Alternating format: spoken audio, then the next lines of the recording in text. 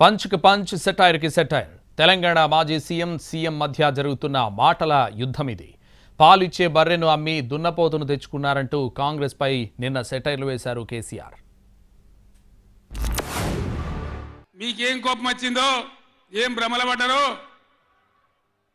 పాలిచ్చే బర్రెను ఆయన అమ్మేసి దున్నపోతును తెచ్చుకున్నారు.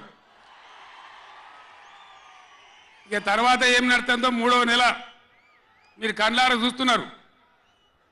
చిన్న చిన్న విషయాలు పర్వాలేదు, కానీ మన జీవితాలనే దెబ్బగొట్టేటువంటి కృష్ణా జలాలు కేఆర్ఎంబి అంటే కృష్ణా రివర్ మేనేజ్మెంట్ బోర్డుకు భద్రపల్లాగబోయి అప్పయిపోయినారు ఈ గవర్నమెంట్.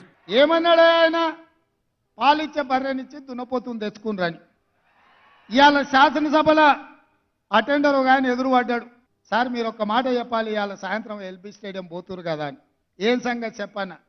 కంచర గాడిదను ఇంటికి పంపించి రేసు గుర్రాన్ని తెచ్చుకున్నారని మీరు చెప్పండి సార్ అన్నాడు. గత ప్రభుత్వంలో ఉన్న కంచర గాడిదను ఇంటికి పంపించి ఈ ప్రభుత్వంలో రేసు గుర్రాన్ని తెచ్చుకున్నారు. ఏ రేసుకు పోయినా ఆ గుర్రానిదే గెలుపు.